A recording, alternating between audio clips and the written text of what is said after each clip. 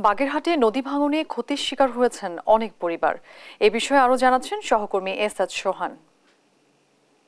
বঙ্গবন্ধু মোংলা ঘষিয়াখালী আন্তর্জাতিক নৌ চ্যানেল সংলগ্ন রামপাল উপজেলার রোমজাইপুর গ্রামে নদী ভাঙন শুরু হয়েছে। ব্যাপক ভাঙনে এই গ্রামের প্রায় 25টির মতো বসতঘর নদীগর্ভে বিলীন হয়েছে এবং অর্ধশতাধিক ঘেরের মাছ কিন্তু ইতিমধ্যে পানিতে প্লাবিত হয়ে ভেসে গেছে। এখানে আমি যে জায়গাটায় দাঁড়িয়ে আছি এই জায়গাটা মূলত রোমজাইপুর গ্রামের প্রায় শেষ সীমানা।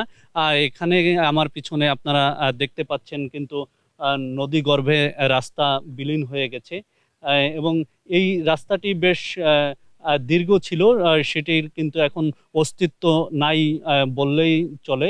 আমাদের সাথে এখানে এই নদী ভাঙনে ক্ষতিগ্রস্ত কিছু মানুষ রয়েছে, তাদের সাথে একটু কথা বলতে চাই। আপনার তো বাড়িঘর ভেঙে গেছে, কি অবস্থা? আমি দুর্বল হয়ে গেছি, ঘরে থাকতে পারতেছি না।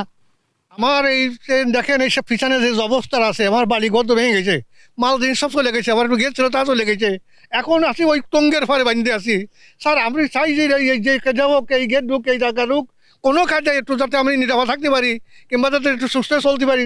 এই জায়গায় একটু সার মার দিয়েছি, এই কাপড় চর্বি যে অবস্থা জাতি হচ্ছে আসতে হচ্ছে, যাতে আমরা একটু সুস্থ থাকতে পারি, যাতে খাতে পারি সেই একটু ব্যবস্থা, আমার যাতে বাড়িঘর পাই সেই একটু ব্যবস্থা আপনারা করে দেওয়ার ব্যবস্থাটা করেন আর কি।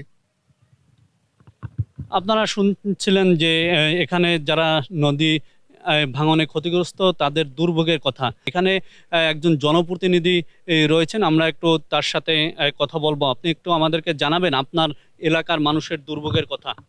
আমাদের এই নদী ঘষিখালীর চ্যানেল, আমাদের এই নদী কাটার পরে আমাদের এখানে মন্ত্রী মহোদয় এসেছিল, তারা বলছিল যে এখানে যাতে না ভাঙে সেই ব্যবস্থা করবে, কিন্তু করা হয়নি। এই জন্যে এই জায়গার অনেক জায়গা ভেঙে নদীতে চলে গেছে, অনেক মানুষের ভোগান্তি, নদীতে অনেক ঘরও চলে গেছে, মানুষ এখন খুব আতঙ্কের ভিতর আছে। আমাদের এই নদী ভাঙ্গনের যেন আর না ভাঙে সেই ব্যবস্থা যেন সে করে দেয়, আমাদের এই তার কাছে আমাদের অনুরোধ।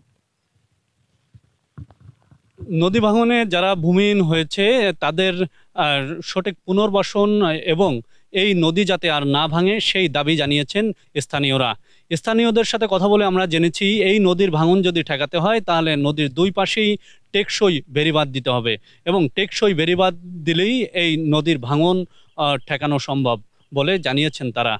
রামপাল উপজেলার রোমজাইপুর এলাকা থেকে আমার কাছে এই ছিল নদী ভাঙনের সর্বশেষ খবর।